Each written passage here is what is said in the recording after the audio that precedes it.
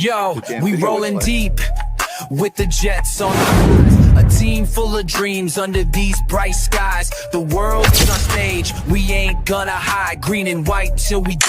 Jets worldwide, wide. Johnny Boy and Snowball in the zone. Yeah, we're family here, never alone. Jets worldwide, this is where we shine. A true dedication, victory's our sign. Green and white forever, we in our prime. You know we gon' rise, just give it some time.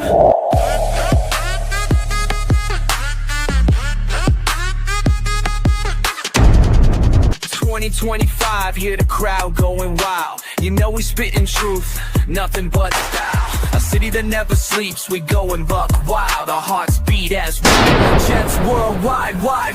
Victory's a feeling, we won't let go. AI is a scary thing, man. Yeah, it is. Cannot wait. It's gonna take over the world. I think it's gonna take over. It's going to take over our spots. Like it's going to be AI Snowball, AI Johnny Boy, and that's it. We won't even need to show up. We can just like let him go. Do you know what the question is then I have for the AI Johnny Boy? What's that? Is he going to be as freaky as I am? I don't know. He might be. No say. I don't know. I don't know either. But you know, if he is, then we'll hear a lot of this. Yeah. By the way, I'm having fun because there's a soundboard now on StreamYard. So, Johnny Boy, if you go under sounds, under more sounds, you can put a whole bunch of different sound effects in, and the bounce sounds like, you know, every time you head into the bedroom. Bow chicka bow bow, ready, ladies. Right. But it is Friday. This is the place to be. Everybody, you got paid. But we got bills to pay, don't we? So we stay broke. But with that being said, it's Friday, man. Snowball. I look forward to our Friday conversations here. It's going to be an electric Jets Worldwide episode today. It's going to be a very exciting because we got two big shots that are coming up here. So cannot wait for that as well. Kudos. We got to tell people. Not worthy. I'm not worthy. Snowball. You got to tell people who's coming in, right? We got Jeremy, Jets Chaos, and if that wasn't enough, we got that other guy, GreenBean. He's going to come in too. So very excited. GreenBean's debut on Jets Worldwide. He was supposed to come in a year ago, just about, right? When we had the match game, he was supposed to come on with Ryan and Matt, and then he had something come up and we weren't able to get on. So now he's coming. So very, very exciting. But he'll be here at 8:00. So 7:35 now, p.m. Eastern Standard Time. And he'll be on at 8. So in the meantime, I wanted to discuss with you the I have the NFL Network on upstairs, like it's on the big screen TV, and it's just looping over and over again with the top news in the NFL. And for all of you who are watching, we have major news of Micah Parsons, the man who, this guy Micah Parsons. I don't know if you've ever heard of him. He plays for some team with a big star on their helmet. Well, not anymore. The Green Bay Packers take Micah Parsons, and damn it, if he wasn't the edge that I wanted for the Jets, but I don't think our pockets are that deep for Micah Parsons. Would it have been cool? Yeah. Would it have fit with what they're trying to accomplish over here? I don't know. I don't think so. But you know what? Before we really get into that, let me shout out the guys that we already got here, all 400,000 that we got currently watching Jets Worldwide. We appreciate you. Major shout out to Bill M. Big shout out to the Nick Shine Show. Thank you to our guy E Boogie Infrared _Jets. If you saw the video in the very beginning, that's his work. So go check him out. It is in our descriptions when you guys get a chance. Some weirdo named Johnny Boy is there. Mr. Iron Man is here. He is the right tackle that we need. The only guy that I know that could go ahead and fix the New York Jets, our guy, your guy, Mr. Afram, is in the building. But with that being said, there's this one guy that I wanted to bring on first tonight, because when I think of Micah Parsons, I think of him. Ask me why? I have no idea. But he was the first person that popped in my mind because I wanted to know what were his thoughts in regards to this. I heard he was punching the air. He was picking up his desk, slamming in. I don't know what he was doing. But you know what? I'm going to shut up. I'm going to let my man Snowball do his thing. It's Friday. It is time to have some fun. Everybody smash the like, hit the sub. It is time to have fun in Jets Worldwide. Wide. This man is actually Micah Parsons' twin. It is. So yes. So let us introduce, hailing in from backstage. Are you in California this year? This evening? Okay. He is in California. He reigns in from El Segundo, California, weighing in at 220 pounds, 6'6", all the way from, like I said, it's Sacramento, right? Isn't it Sacramento? Sacramento, California, Jeremy Jets Chaos. Here he is. Is that your middle finger, I hope? Oh, no, it's just a spin. It's pointer finger. Oh, wow. How you doing? I'm good. You know, the trade actually does have some impact on us, as Afram would tell you. Afram was very concerned about our rookie, Membu, and how could Membu handle Micah Parsons? Well, now Afram is very, very content because no longer is the Dallas Cowboys such a big threat on the pass rush. Agreed. Good. So it happens, Yeah. right? Micah Parsons goes ahead and he's sleeping on a bench. He's not wanting to do anything with the Cowboys itself. But then he gets traded to the Packers. I wanted to get your thoughts. What does that say to the young kids that are out there watching something like this really occur? What does this tell to his teammates that were in Dallas? Like, what's going on? Would you be fine if you had a teammate doing that? I think the other players don't care in that they might be sad he's gone, but I don't think the other players are harsh on that. I think the players are actually united on that. You know, they have a very interesting perspective, and their perspective is, and I do have problems with this because I kind of think that if contracts don't mean anything, then something's wrong. You know, like a contract is a contract. It's like when they come out of college, they agree to the contract. They're happy to sign it. And then, we hear people say, well, what if you play better than your contract? Well, yeah, but what if you play worse? I've never seen a guy give money back. I've never seen a bust pick. Zach Wilson didn't come and say, you know what, Jets? Only pay me $3 million a year because I kind of suck, right? He didn't do that. So they don't do that. I think that the balance is the team. When you sign a guy to a contract, you're risking that the guy sucks or he gets injured, right? You're giving them this contract with all this guaranteed money. And the contract working out for the team, like we did a smart thing. We found a good player and he's playing on the contract. He's playing really well. You shouldn't be punished for that. Now, all of a sudden, I have to pay you more money. You're supposed to be good. That's why I gave you the initial contract, right? So I'm always going to have a problem with that. But I understand the other perspective. This is a violent sport. One play could end your career. So these guys, once they establish their worth, they feel they want their protection. They want that big contract to protect everything in case they end their career. They want that wealth that they've worked their whole life for and dreamed about. And he knows every time I step on that field without that new guaranteed extended contract, I'm putting that at risk. So I understand that perspective as well.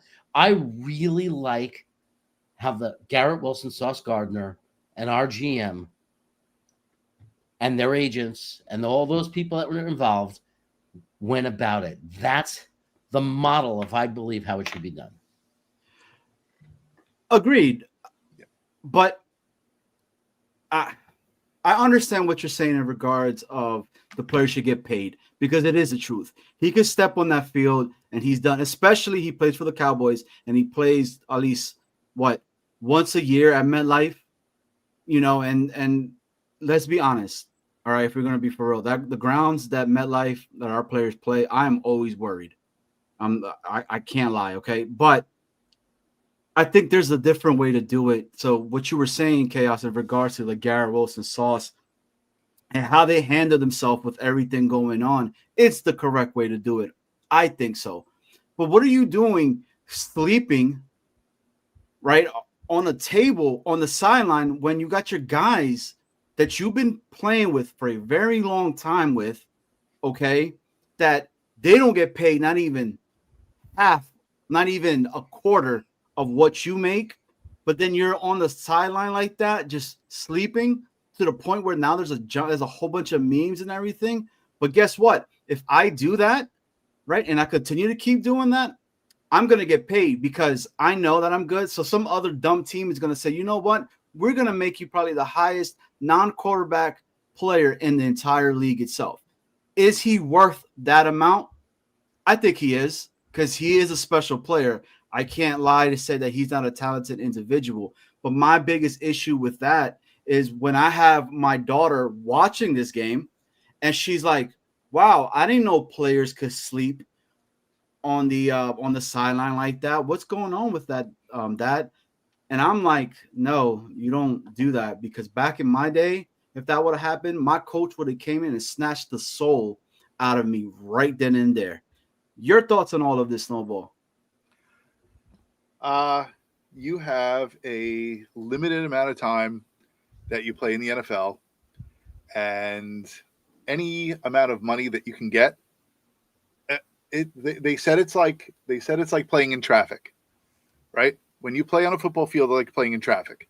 Mm-hmm. So you can get hit by a car. Every time you get hit, it's like getting hit by a car, right? And any amount of money that they can get, I understand the ramifications of what can happen when you're on the football field. So do I think that he's setting the best example? No, but it's a form of communication, right? Like certain people communicate in certain ways. Like there'll be people who just totally ignore you, or there'll be people who yell and get in your face. And there are people who try to handle things professionally. Mm-hmm. And I'm sure that he was waiting for Jerry Jones to kind of walk over to him and say, hey, you know what? Let's have a little talk. Let's sit down and let's see what we can, what we can do about the situation. Did that happen? I don't know. Maybe it wasn't happening fast enough for him. So he decided to, make a statement. And a lot of players do make statements in certain ways. I mean, we saw like it happened to Le'Veon Bell. He had his sit out and whatever. And I mean, he was there, right? Like Micah Parsons was there. He just wasn't. He was laying on a table, whatever. The guy eventually got what he wanted. So his form of communication obviously worked. So kudos to him.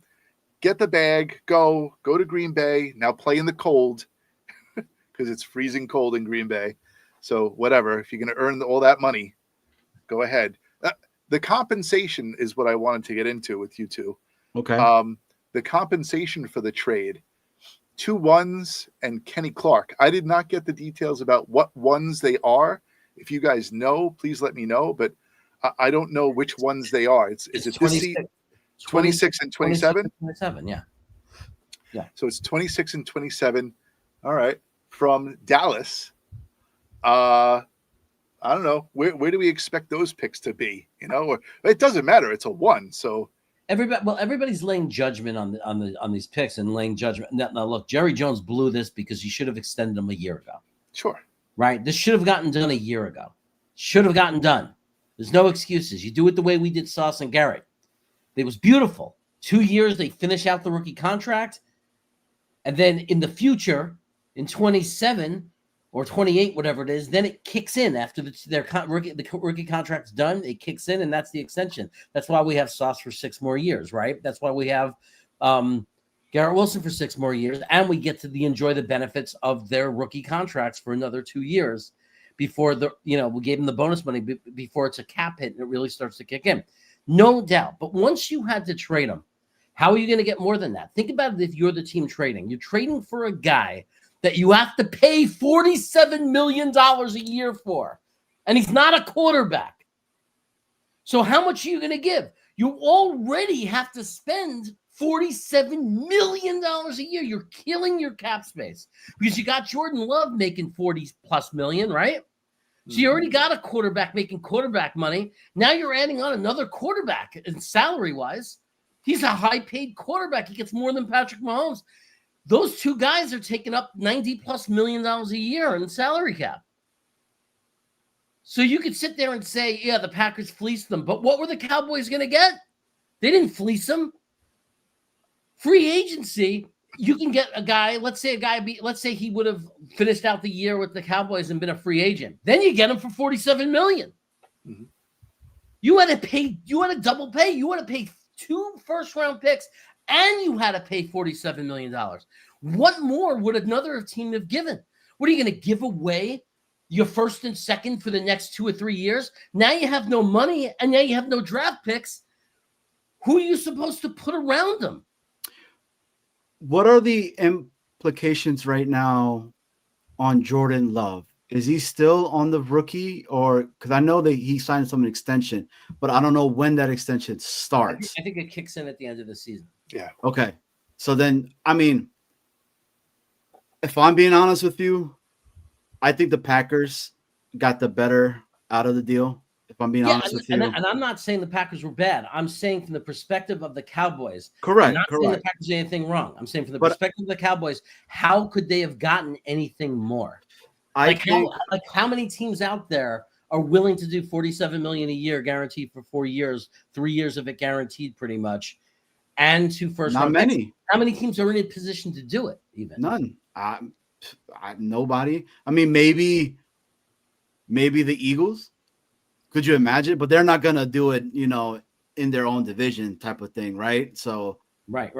And it would have been fine for Buffalo, and I only say it this way because I think the one way, if you said, Jeremy, would you want the Jets to ever do a deal like that? If I believe that was the thing that pushed the needle to a Super Bowl, like for us, it would be stupid because getting Micah Parsons does not make us a Super Bowl team. Agreed. Right? We still have the problem of Justin Fields, whether he's great or not. We still have that same question mark. Is he going to be the quarterback? Could the offense be good enough with him? Right? Nothing changes.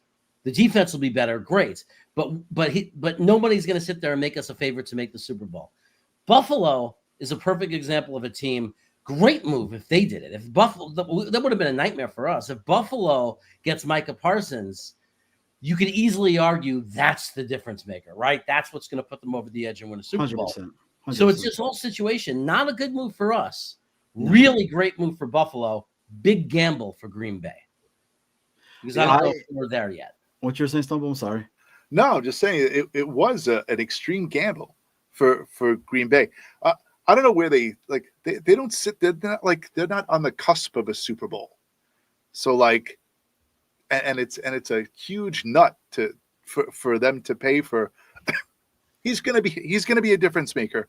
Don't get me wrong, but the way Jordan Love has been playing the past, he's been kind of he's been a fantastic quarterback. Nothing we've ever had, but he's been rather pedestrian for the past, couple of years. So I'm just saying that it was a big investment for something that may move the needle, but not far enough for, they obviously have some plan, and they obviously have different thoughts about their organization than we do. So all the power to them. And I'm in agreement with Armand on what he's saying right now, because I think they could have had that. I believe they could have got more. Right? You're saying that, but if they could have, they would have. They should have, but I don't know what. But how do you know? How do you know? My take is this. Why would they have given them away for less? Why? My take is this. I think Jerry Jones thought that this was going to be a Herschel Walker type of trade all over again. And it's not. It didn't happen. And you're right, Chaos. I have no idea. We have no idea what's going on. We have to assume that every GM in this league knew he was available. They believe me, behind the scenes, they shopped them. Correct. Right? So they narrowed it down to the best offers, and they negotiated. Now, you could argue, I can't say maybe they could have said at the last second, no, we're not doing it. You have to give more. We need a second-round pick. And maybe they could have played poker, right? Because that's what it is. Who's going to blink? And maybe they could have gotten a second-round pick. We don't know. Let me ask you this. We have no idea. Let me ask you this. Is Jerry maybe thinking about the future within regards of the quarterback situation, right? So, because the QB position is typically the position that gets paid the most, right? So if you get this guy in the first round, because I don't think anybody anymore is expecting the Cowboys to do anything. I think they're going to be in the bottom of the barrel. Yeah, you can't type get of situation. Can't get out of Dak for another, right? He's locked in for another 3 seasons, I think. But that's what I mean. Maybe after 2 years, you can cut him and maybe only pay him like $25 million. Maybe that's when it ends, like after 26. But he's really locked into Dak. But one could argue you could go old school, draft your quarterback next exactly, year, and sit him for a year and a half or two. Yeah. And what about there's some teams out there that might need a quarterback that might not have a top. So I think of like the Saints, right? Could you imagine if the Saints come to the Cowboys and be like, yo, what's the deal with, Prescott and everything? We have a really need right now. We don't really have anything. We got some good guys over here. What would it take? I don't know. I'm just throwing it out there, but let's just say they're in, I don't know, the third position to pick. And they have this other first. Would that be enough to jump them to first overall? Would that take that amount to say, hey, I got another first round pick that I could go ahead and give you? It depends on the needs of the team you're trading with and what other teams are offering that team. It's so hypothetical. Right. Right. It might be enough if nobody else is interested in trading up and that team doesn't need a quarterback. But it's like it really is.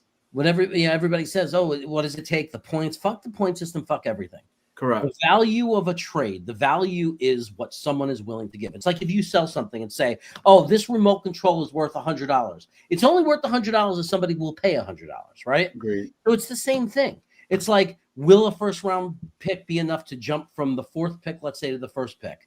Well, one thing we know is you have to be offering more than everybody else because the team that's trading out, they're going to do business with whoever gives them the most. Agreed. I'm just trying to, put in my GM hat, trying to think of you're right though, man. What were the conversations that were happening? To be a bug and to be able to see what Jerry Jones is talking, like, look at this motherfucker. He's on the sideline, not doing shit. We know that Green Bay offered more than Buffalo because it would have been much better for Jones to trade with Buffalo, right? Could you imagine? To get him out of the NFC. We know that for a fact. Nobody argues that. It would have been much better for the Cowboys to trade with Buffalo. Much, much better. So we know that Green Bay had to offer significantly more than Buffalo did. Now, Jerry Jones is claiming it's the defensive tackle. That was the difference, Kenny Clark. Kenny Clark. I thought that was a joke. I thought when I heard that, they were just like messing around because it was like 2 first-round picks and Kenny Clark. Well, Kenny Clark is still a top half of the league run-stopping tackle, and Dallas has an issue stopping the run. But that's what I mean. They don't even give the guy any kind of real like anything. They didn't even put his position. All they said was 2 first-rounders and Kenny Clark. That was it. It said DT, but they didn't even put DT Kenny Clark and 2 ones. The 2 first got top billing over Kenny Clark. So, yeah. Well, I mean, I think any fan would be more excited about the 2 first-round picks than the defensive tackle that's like, what, 31 years old? So, you know. Yeah, I guess. Look, I mean, he might be planning on a quarterback, but he doesn't have to next year, by the way, because because he will have 2 number ones in 27, right? So he doesn't have to pick a quarterback in 26. He can wait till 27, where Dak only has 1 year left of the big guaranteed money. So he might end up doing that.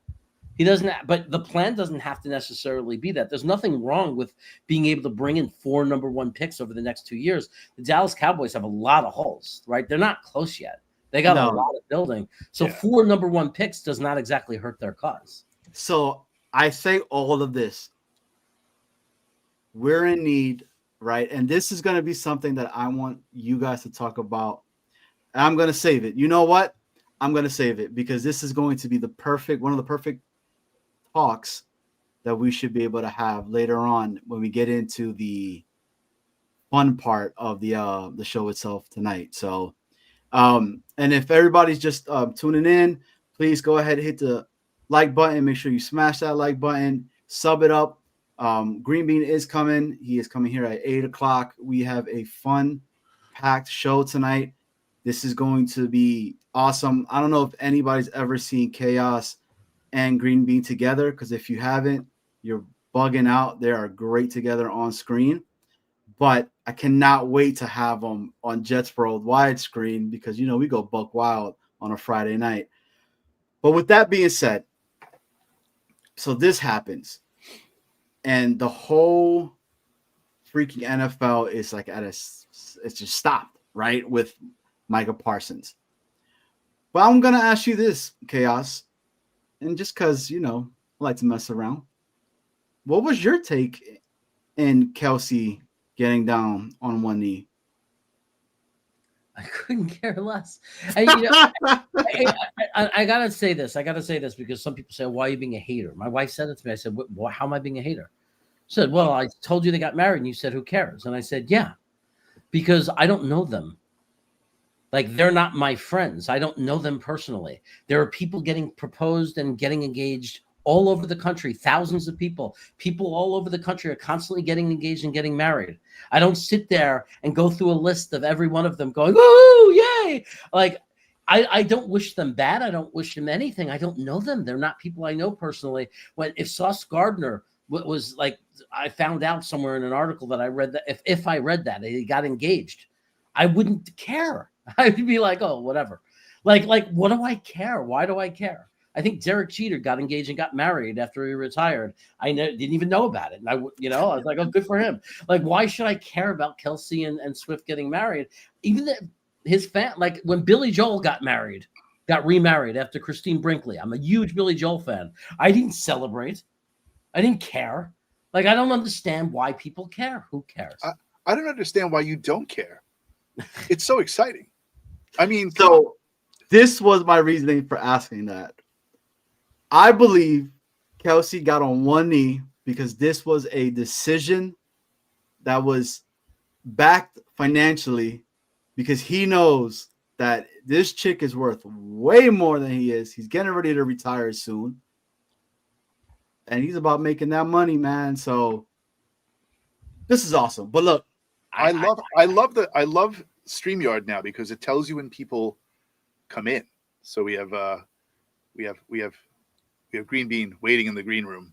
I do want to say, when I say I don't care, I mean it to say I also and don't judge. I mean it. Like I would have no idea if Kelsey, you know, like what you're saying with the money. Like you got to be joking, right? Because we don't know. Maybe he loves her. I just don't care. Dude, maybe so or whatever. But I mean, look, you know what I do, and I work in the world of finances and that stuff. Right. Do you know when I was annoyed with Swift? The only thing that annoyed me, the same thing that annoyed the guy that's going to come on here, the fact that we wanted to watch a football game and not have to watch a camera pan to the box, the owner's box, every 5 minutes and make the game about that. That's why I cared, because that's annoying as hell. Yeah, but you know what? That's marketing. That's NFL marketing. That's capturing an audience that the NFL doesn't have, and she is the queen. So like, you know, she's going to attract a lot more eyes to the screen than normally would be there. So And that's I mean, ratings and it's money and it's everything else. So and whatever. look, and Armand here, who does not believe in marriage, says I would get married for $1.5 billion. Yeah, I don't know. Jeremy, do you find her attractive? Not my type. Not your type. I'm not saying here. she's ugly, but she's right, she's definitely not my type. She's a beautiful woman. She just Right. I mean, she has like that graceful, like what's the place? What's that famous actress from the 50s and 60s? She has that graceful kind of pretty. That's not the kind of pretty like I'm into slutty. All right, there you go. And that's why me and Chaos get along so well. All right, but it's time. Yeah, speaking of slutty, we're going to introduce our next guest. Welcome to the stage, the one, the only, GreenBean. Bring him in. He's here. Yeah, I'm only into fat, ugly girls that make good sandwiches because that's all I can get.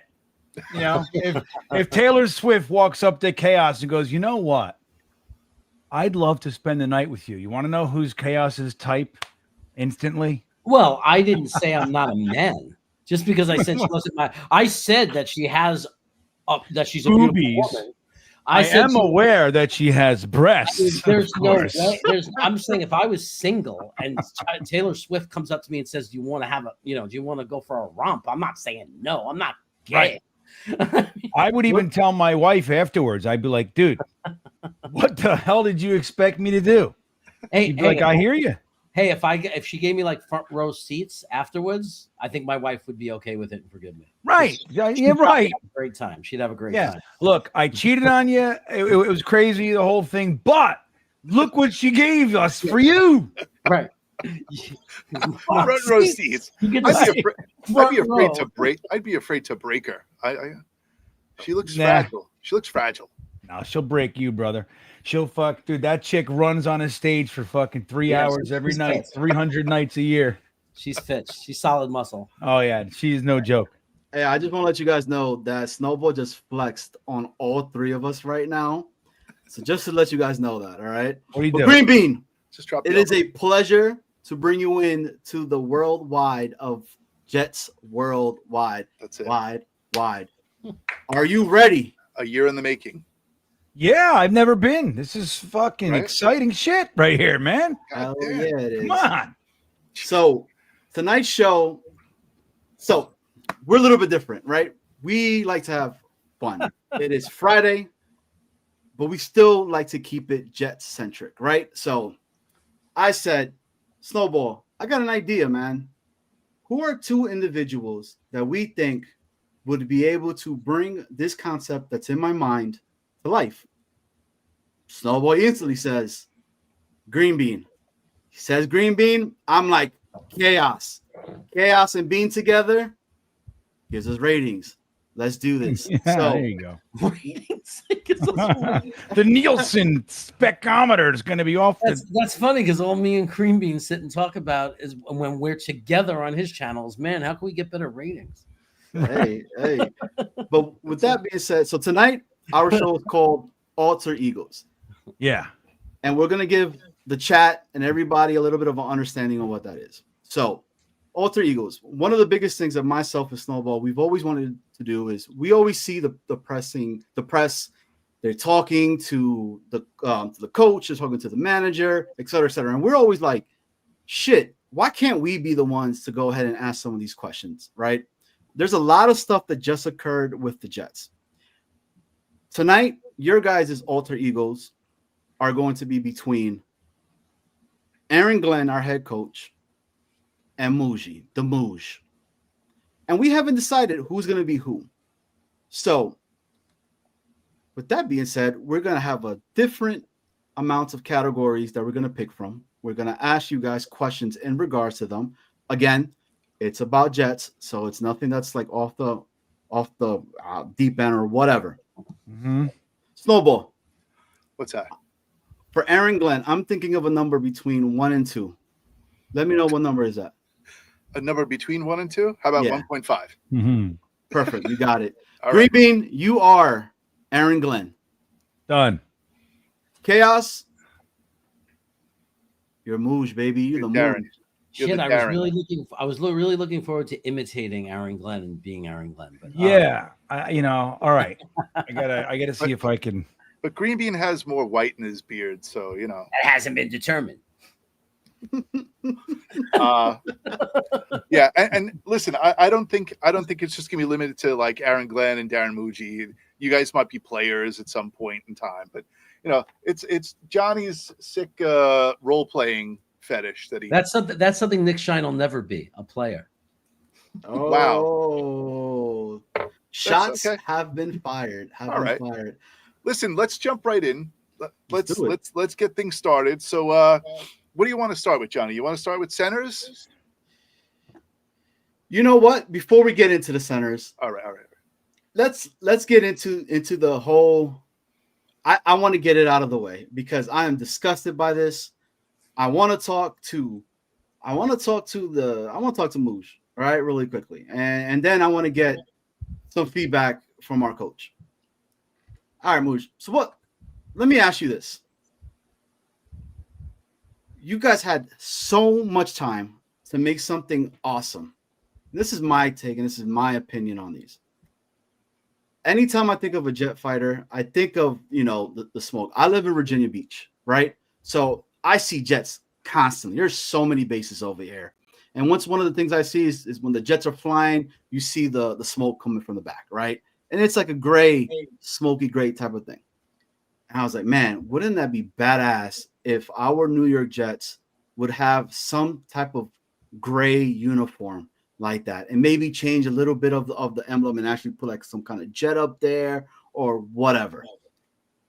But you guys pick a manhole, a sewer to pick as your jersey.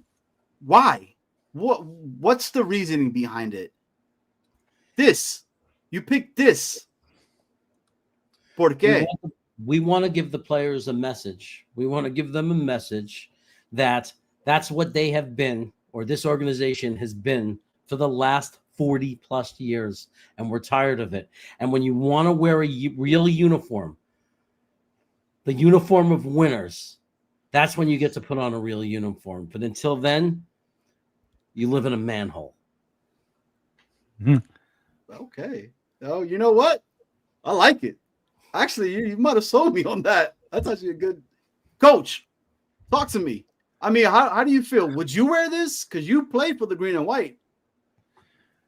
Well, here's the thing. So I don't know if I could do this Aaron Glenn thing. I don't know if I can the accent. Let's see. The truth is, I don't give a shit about any of this stuff. This is the shit that comes down from Woody. You guys know what it is. I know what it is. I don't got to say what it is. But we're going to fucking wear it the day that they tell us to wear it. And I'm going to have my team prepared. And we're going to go out there and we're going to play aggressive football. We could be wearing pink fucking tutus. And we're going to go out there and play disciplined, aggressive football. That's what it is. I don't give a two shits what they make us wear. But this is all Woody. Has nothing to do with me. We tried to find pink tutus for them to wear, but unfortunately, Nick Shine had bought them all, so they were sold out. No, well, that's Reebok. Nike wouldn't let us do it. But in all seriousness, like everything is set aside. What do you think about the uniforms? The rivalries? We're serious? Oh, yeah. Am I Green Bean now? You can be yourself now. Yes, step aside from the altar you go. All right, let me say this. I'll say it loud and fucking proud right now. I hate the Titans uniform. It's fucking blue and yellow. Anybody who does that, we did a big poll on Twitter. 70% of Jets fans were like, I love it. I think it sucks, and I think it's dumb, and I think it's not our fucking colors. Go root for the Giants or something like that if you want to fucking suck on the teat of blueness. I hear you. Okay, so that's that. Let me start there. That's going to lead me into my overall opinion of all this bullshit. I don't like fucking color rush. I don't rush out to buy my color rush jersey because it's shiny. And I don't rush out to buy gray gunmetal shit because that's the thing they want me to buy this year. The only thing that I liked was when they did the classic uniform last year because it's the best helmet, because the two best coaches we ever fucking had, both of whom are in the Hall of Fame, said the white helmet on a green field helps the quarterback. The Jets have traditionally sucked at quarterback, and we continually go back to the green helmet, which just so happens to be the same color of the field. Give him a fucking give him some help. So now we're gonna go gray. Do you think Like why? So he's fucking invisible? Like what are we doing? Do you think Aaron Rodgers went out there and said after the game, like, you know what, I just couldn't fucking see him? He's like, you know how fucking hard it is to see him. Well, you guys remember the game where they had the red and green? So I'm partially colorblind. I don't know if you guys knew this. I could not tell anybody apart. When we got picked off in that game and they were running it back, I was like, holy shit, we're scoring a touchdown. I haven't seen this I don't know how long. Maybe we've had a long run of colorblind quarterbacks. That's what's up.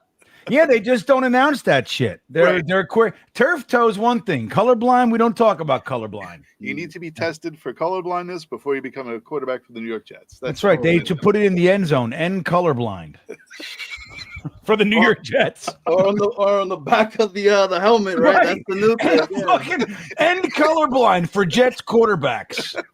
That's what they should. That said, I think they look pretty cool. I mean, fucking, what are you gonna do? I just don't give a fuck. You know what I mean? Every year, we got a new thing to buy. I ain't buying shit. How's that sound, fucker? Get more than fucking 7 wins and I'll pull out my pocket purse. I do like the Gotham City football, though, on the inside of the collar. I think that's pretty neat. But other than that, I listen. I like them. I like it. I'm not going to buy it, but I like it. I like that. Right. I like it, too. It looks cool, but I ain't buying it either, Snowball. Right? Yeah. I like GreenBean's idea and color blindness or whatever on the back of that. Chaos, totally do it. Chaos, your thoughts on this? Yeah, I even did a tweet on this. Not to like judge anyone else, but people, if you knock yourself out, if you love uniforms and people like to buy them and they're excited about it, be excited about it. I don't judge anyone. It's not my thing. It's not my thing. I don't care. Like, I just don't care. But if GreenBean, if there's truth to it, I would ask my quarterbacks, if there's truth to it, like, would it be easier if there's any science to it at all that says that, and it sounds logical enough, that white helmets are easier to see, and I want to make, like, that's all I care about is winning. If giving them white helmets makes it easier to win, I don't care if they're the ugliest fucking helmets in the world. I don't. What science do you need, dude? Like, did you not go through second grade color class? Yeah, no, I agree. I'm saying if it means anything to them, if it really, I'm sure. How would it not? Then do it. White helmets. I don't care. I don't care how it looks. I don't care. I'm 40 plus years of a Jets fan. I'm like literally having real thoughts that I could die and never watch my team win a Super Bowl. That's a very realistic possibility, and it makes me sick. And I don't care about the uniforms. All I care about is winning. I make fun of anybody who spends money on anything that I don't like. Doesn't matter what it is. I'm wrong 86% of the time. Like, that's fucking stupid. And then they tell me why, and I'm like, oh, all right, you're kids, and all right. I get it. Jeremy paid $100 for that remote, so it's okay. All right. All right. Back to role playing. Let's get into it, Snowball. Bring it up. All right. So we're gonna talk about the dispute between our two centers, and we'll get the opinions of both Darren Muji and Aaron Glenn. Why is there this supposed dispute about who's going to start at center, and why, Aaron Glenn, why won't you tell Rich Cimini who's playing center? Set him up. That's like you guys think I don't know who the center is on my damn football team? We got fucking football in 7 days. You don't think I know who it is? Okay, that's first. Of course I know who the center is on my team. I don't like that fucking guy. I didn't like him in 1996. I didn't like him in 2004, and I don't like him now. And anything he asks me, that's the kind of answer he's going to get. I don't like him. It's just that simple. All right. Well, listen, if you don't like Rich Cimini and you're going to be a butthead to him, then that's your right to do that. Right. And I don't blame you. I don't blame you at all. You're the coach. You're in charge. That's fantastic. But GM Mooj, do you have an opinion on this topic? Well, I signed Myers because I thought it was going to be this brilliant move to give us depth and everything. And I really want to impress the fan base. So people don't know this, but me and AG play a lot of poker. And one of the things I won a hand, and what the agreement was, and one of the things that was in the pot was that if I won the hand, he would have to pretend that there's a battle at center to make me look better as a GM, that I brought in such a good free agent that we would actually consider benching our third year guy who was a number 45 pick, who actually happens to be fantastic. Now, did you at all hear the Brian Costello reasoning? Why there is this dispute? Did either of you hear that? No, talk about it. I've been Okay, too busy building my team for this fucking. I got the Steelers this weekend. Snowball. So the supposed reasoning behind the dispute between centers is because of John Simpson being injured more than he is, and having the flexibility of moving Myers or Tittman to center, right? I'm like, yeah. No. Tittman or Myers to center to have that flexibility. So they think that it's because, well, Brian Costello believes that John Simpson is injured more than he is. So that's it. That's what I More than they're letting on. So more than they're letting on. So Costello's calling me a liar. Is what he's doing. Yes, he's saying that your pants are on fire. So let me ask Brian Costello, if I was doing that, would it be better for the team you cover not to fucking say that out loud? Or would it be better for you to shut your fat fucking face and let me do this, and we can maybe get some wins in this fucking shithole? What about that? Let me ask you something, guys. Let me tell you something. When I took this job, I was told one thing, and I was watching YouTube, and I saw this guy GreenBean, who even said it. He said, do you know what you're getting into? And what he meant was, this is a place you come and offensive linemen get injured every year. You're going to have injuries because welcome to the New York Jets. So I figured, and my head coach agrees in our meetings, that we would give a lot of first team reps, knowing one of our guards is probably going to get hurt, because that's what happens here. So because we know we're going to end up moving Tip over to guard and Myers is going to come in, we don't want the first time that Myers snaps to Justin Fields to be in a real football game. We thought we ought to practice that a little bit in practice. Yeah. Right. I mean, Coach, you don't think you have some PTSD from your days over there with the Lions and having almost 150 different players that you were getting from Walmart, Food Lion, and insert place of job position openings that we could have took players from? And well, I had 13. I had 13 out of 11 starters injured last year on defense, and you saw what I was able to do. But you know what I didn't have? I didn't have a fat ass Brian Costello fucking telling everybody what I was working on behind the scenes. Oh, by the way, this is what he's really doing. Like, hey, asshole, if I'm going to have a shot in hell over here, you know what I mean? Shut your pie hole. Shut your pie hole. Help me out. And then you wonder why I'm a douchebag on the podium, because I know you're about to blow it up. Hey, I would like to tell you that it is awesome having you up on the podium itself and being able to speak like that, because it's what we want to say when somebody asks you a dumbass question, right, and you're expecting for me to give you a correct answer. No, I'm just going to give you a dumbass answer right back to you. So that's right. Well, thank you. Thank you. Sometimes I sit alone sometimes I lay in bed with my wife at night, and she just looks at me and she says, really? And I go, you don't understand. I was here. This is the same fucking guy in 1997 that was doing this shit to me. You know what I mean? This is the same guy. I saw Parcells, how he did it. I'm going to do it the same way. They ask the stupidest questions. I do second guess myself, but it feels really good to hear you say that, because, sometimes I wonder, but my resolve is stiffened. I'm going to be even a bigger douche nozzle. You wait and see. All for you. Thank you. No, thank you, Coach. Right. All right. Well, I'm excited for this one because this is something that's elected by the players. And I wanted to get your guys' thoughts. So this is a question for the both of you with the captains. So the captains came out. You saw the players that are there. So you got Justin Fields, Garrett Wilson, Sherwood, Williams, AVT, and then Ball. You don't like that last one, huh? Exactly. So I wanted to. And Marcelino. You don't get it? You don't get the joke? You don't get it, huh? All right. Hey, I want to know why. Funny, you know.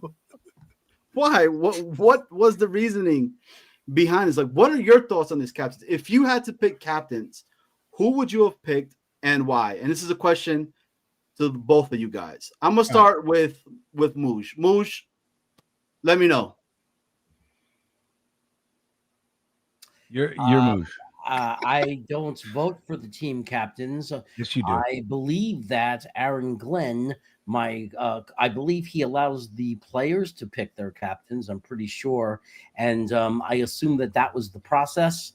I stay out of that process. I have nothing to do with that process. I can only say that McCrary Ball was a brilliant pickup on my part.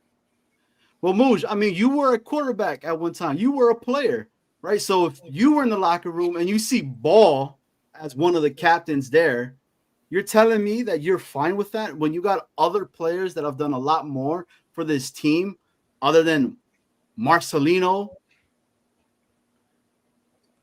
Well, Marcelino, if you notice, has very big arms. He's very strong. So, and I'm a very tall dweeb. So, if I said it, I would be in a lot of trouble. Yeah. All right, Coach, help me out here. Am I tripping? All right. Well, I'm going to tell you. I'll take a serious. Number one, we thought it would be funny. All right, so there's that. So we thought it would be fun. We knew everybody was going to react like this. But here's the thing. We got 3 offensive guys and 2 defensive guys. Already, you know what I mean? Guys that Justin Fields, he's the quarterback, right? Garrett Wilson, he's big star, just got his big contract, AVT, first round pick, the whole thing. You got Big Q, the first Jets draft pick to get a second contract that wasn't just a 1-year filler kind of a thing in a decade. And you got Sherwood, who just got his big contract taken over for the legend CJ Mosley. And we looked at, so we got the defensive guys, and then we were like, well, who are we sending out there for specials? Like, who's our captain? And we said, and by the way, none of these guys sound Italian, and we're in New Jersey, so we have to have a Marcelino. And that's what we did. And that was as simple as that. We needed a guy for special teams.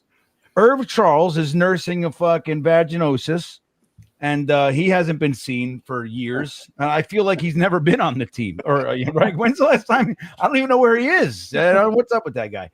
But you got Quantez Stiggers. He could have been a thing. But Marcelino, we're like, that was the decider. That was it. I have to tell you the truth. Don't be surprised if some popular fresh moods company called Marcelino, suddenly a Jet sponsor, comes out and starts advertising all over the stadium. Don't be surprised. Well, look, he's clearly Italian. You look at them, you got to have diversity. And, we need another fucking Paisan in there. Marcelino's the guy. The Giants had Cutlets for a few years there. Now we have Marcelino.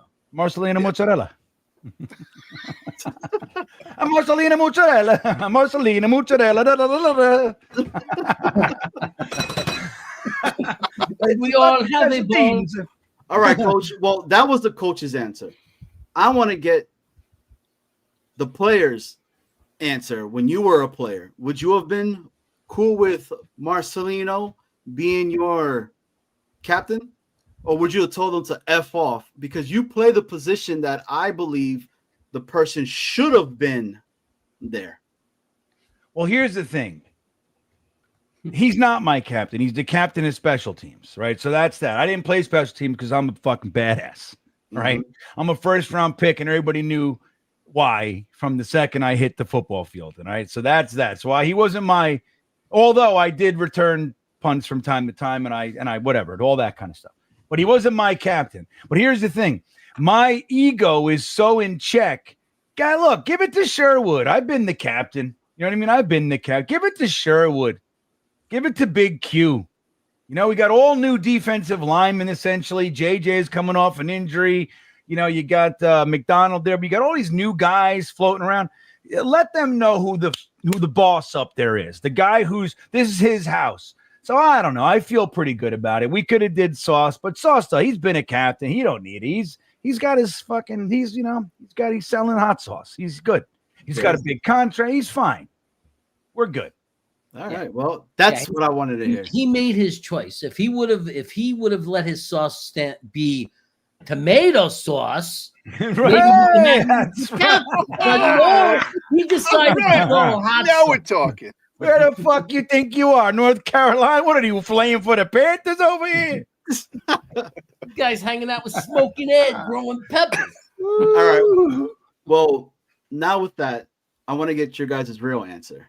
What was your guys' thoughts on the captains? And they came out with this graphic, putting these guys out there. Were you guys I really don't care too much about the whole captain situation. I really don't, if I'm being 100% honest with you. But in my mind, I was like, damn, what does Sauce think? Like, would he have been like pissed? Or GreenBean kind of said it with the, I could put my ego in check. Maybe that's what he's did. But I wanted to get your guys' thoughts on that. Chaos? Insert uniform speech here. I don't care. Just win games. I don't care. I'm a fan. Do you think when I'm sitting in the stadium or whether I'm watching on TV from Sacramento with GreenBean reacting to the game, I'm impacted by who the captain is out there? I don't care. Just win games. Yeah. And I'm going to tell you something. The guy on that list that's going to impact whether or not we see an offensive touchdown for the first time live since fucking 2018, the guy's going to impact that least is Marcelino McCrary Ball. I'm telling you right fucking now. You know what I mean? Everybody else has more of a hand in whether or not I get to see a damn touchdown. So live. So Jeremy, Travis Kelce, don't care. Uniforms, don't care. Captains, don't care. Okay, got it. You catching my theme? I think so. This is the don't give a shit episode. What do I want? What do I care about? Well, GreenBean, so with that being said, hopefully that happens. But we got a guy here by the name of Hep. Hep has a question for you. Hep. Hey. We don't know Hep. Yes. So do you guys know about this? Were you hanging out the other day? Yes. Yes. Oh, dude. We were. Well, Sexy Grok also said that, hey, it could work, essentially, after she asked her how big my pecker was and everything else. But she was like, oh, you're going to walk into the stadium backwards? You're going to have a butt plug in? Like, like, whoa, Sexy Grok. It was amazing. But yeah, dude, I'm going to do it. Absolutely. The guy, who was it that, Hepburn, who was that new, Bronx, somebody, I can't believe I don't remember who it was that kid, but I said, look, if you got the data to support such shit, and he said, look, the Yankees were losing, we did it, and they won. The Knicks were on a losing streak, we did it, and they won. That's the kind of data I need. So I'm going to do it. I'm going to walk in that stadium backwards. Chaos is going to make sure that I don't hit nothing. Nice. I probably would do almost close to anything. Dude, for the Jets to do. That's not asking too much, is it, Johnny boy? I might fast. I might fast. I Fast. mean, I might fast, not eat, because nobody said that's going to do it. You got to do. You can't make up new shit. You got to talk about tried and true methods, man. No, it's good for. Listen, GreenBean, it's good for him. So let him fast. Look at the shirt he's wearing. Can you show the shirt you're wearing? Look, he's got a freaking White Castle shirt on. He's gonna. You can't fast with a White Castle shirt on it. Too many calories. Oh, man. All right. Well, let's get into the next one. Snowball? What are we doing now? Oh, all right. We want to know why the hell is Xavier Gibson still on this team? All right, Coach. Give me a reason. Yeah, Coach. You know what's funny? We were doing our final cut downs, and we forgot. That's what it was. We turned around, and he was, holy shit, he's still. That's what happened. And we like the guy. We're not, we told you he thinks he's staying. He didn't get the fucking, the Turk didn't come see him. And now we're like, oh, shit. So what we're going to do, all right, look, Costello was going to tell you anyway. I might as well tell you. So what we're going to do, we're going to go out there. He's going to drop a punt. We're going to fucking cut him. All right. We're going to have to eat a little bit of shit, but don't worry. Marcelino McCurry ball is going to be in the neighborhood. He'll jump on it. It's going to be fine. That's why he's the captain, because there's a lot to this, man. We got him prepped. Like he's putting a lot on his shoulders. He's going to cover for Gibson. That's what's going on. You don't know. Not everybody will. Sauce is not willing to do that. It's like, fuck Gibson. Marcelino, he's like, hey, I'll do it. So that's what's going on. But yeah, the truth is, guys, we forgot. Moosh, thoughts? You see, we have a philosophy that, the fans have suffered a lot in a lot of years, and we want them to feel heard, so we figured that if we allowed this guy to stay on the team, we know he's going to mess up. He's going to cost us a game. And then the fans will scream for his release and his being waived, and then we'll waive him. And the fans will have a good feeling about us, that we are willing to admit our mistakes and listen to the fan base. Chess. Okay. I like that we forgot. We forgot he was there. It's like when you choose teams and you have the two captains, like, all right, I'll take him. He's so little. Like, he's Snowball. He's such a little guy. Shit, Gibson's left. All right, fine. Fuck it, man. Oh shit, we got one more spot. He's like, me. All right, take him. Okay. Well, since we're getting into this, then, so I'm gonna ask you guys another player. He's fan favorite, Long Island kid. Everybody's like, oh, we're hoping, but the truth is he hasn't done anything. And I'm talking about is Jeremy Ruckert. What's going on with that? Like, and you bring in another guy, another tight end. I mean, what's happening here? Why is he still on the squad itself? Coach. Oh, okay. Well, have you met his father? Bill? Yeah, Bill Ruckert. Well, here's the thing. So we see what you see with Ruckert, which is he's not as good as maybe you hoped he was when you drafted him in the third round. All right, okay. We all see that, but we also believe that he's got developmental potential. So we're going to keep him around. We think we can get out of him what Middleton covered. He coated him with sucky juice. Middleton, by the way, who I don't know if you guys know this, is unemployed right now.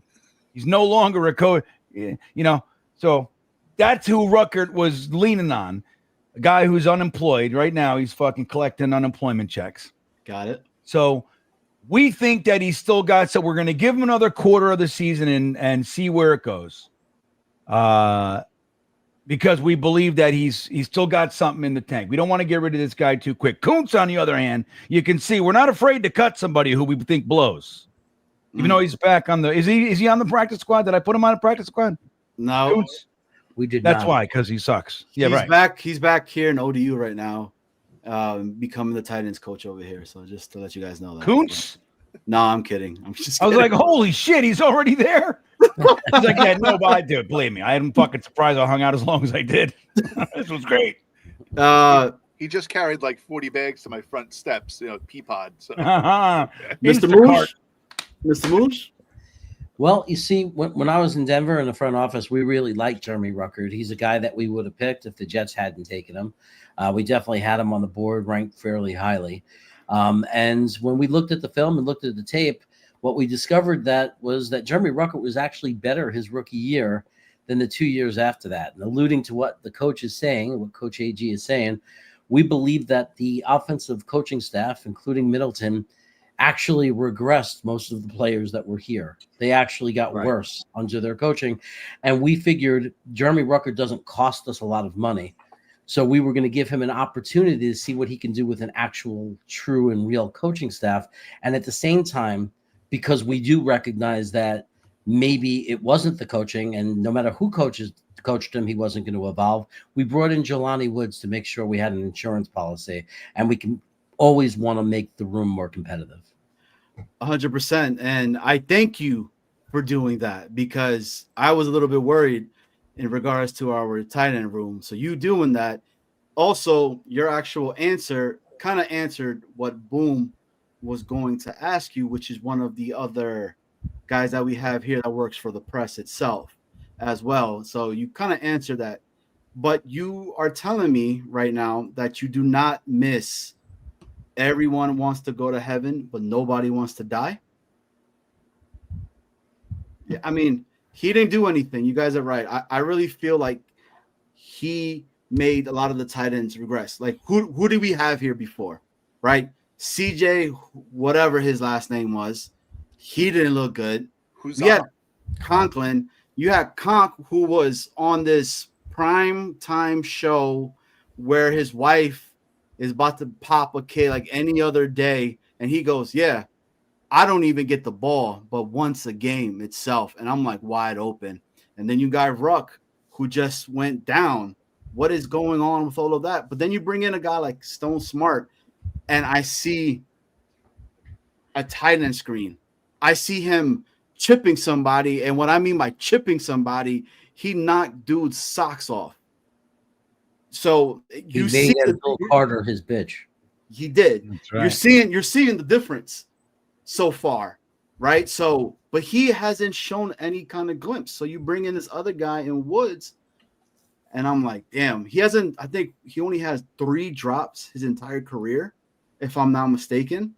So, how did you pull that off? How did you like get him that quick? Because I mean, there were. Well, if you hadn't noticed, we sucked last year, so we were really high on the waivers. I think it's the coach's name, middle, like middle of the road, Middleton. Now they got what's Blasco, and Blasco just sounds like a better name. 100%. Anyway, So then let me ask you this. Let me ask you this other player then, right? Let's just stay on the offensive side of the ball. Alan Lazard. What are we doing with this guy? He was pretty much injured. It seems like the whole camp itself. He's over here messing with a Peruvian model that just won Miss Universe and is about to pop a kid out very soon. So I feel like he's not really focused on football that much. He lost his guy in A-Rod, but he makes the squad over maybe a couple of other guys that could have potentially bumped him off. Coach, am I bugging out for thinking that Lazard shouldn't be here with us right now? All right, this was my decision. All right, Mooj, I don't want to speak for you, Mooj, but he was telling me, dude, you got to get this guy out of here. And I said no, and here's the reason. He's injured, and right behind him at the slot position is Xavier Gibson, and that's important. Okay? It's important to get this fucking guy to suck quicker than later so we can get him out of here, because we fucking forgot that he was on the team. Okay. Alan Lazard, look, here's the thing. If you look at what we've built here, everybody can block. You want the rock, you got to block. Okay. Even losers like Beck, who we kept at the fullback position, which is antiquated and nobody uses it. Neither will we. I want you to know that. We have plans to, but we're not going to, except for a couple plays where we go, oh shit, we should probably remember to use the fullback. So we'll do that a little bit, but so everybody can block. Look at them all. Look at all these guys. They can all block. But Justin Fields, I don't know if you guys know this, not known for throwing. So what we need is everybody to block. Nobody needs the ball. No one. The quarterback has the ball. Nobody's going to be open because nobody can get open, and Garrett Wilson's going to have 3 guys on him. Nobody else can get open. So nobody can catch. Nobody can get open, but they can block. Mm-hmm. And Justin Fields can run. And therein lies our plan. What do you think? So with that logic, right, I'm gonna ask you, Mooch, this question. Then why didn't you add a wide receiver? Why didn't you bring me another wide receiver to the organization itself? Well, I got to step in. I'm sorry because we don't need them. That's why we don't have any. Why do you think I let Brandon Smith go? The fucking guy catches everything. I don't need him. He can't block. We looked at the years of we looked at years of film from Justin Fields from college through the NFL, and we realized that he's capable of looking in one direction and doing a first read, and then possibly checking down to either a tight end or a running back, which we believe we have in Mason Taylor and Breece Hall. And then his third option is to run. Therefore, there was just no purpose to another receiver. So we decided, why not have more blockers on the field?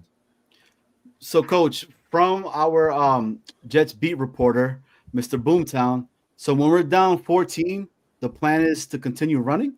Absolutely. Fuck yeah. I mean, look, what are we talking about? You know what I mean? Like, so look, let me explain something to everybody, like Boomtown. Everybody, maybe Boomtown doesn't know these rules. Okay. Number one, if we are running the ball, that keeps the other offense off the field. So there's just that, right? You want to own the time of possession. The best way to do that is by running the football. That's number one. The other thing is this. Here's the secret sauce of the Aaron Glenn era.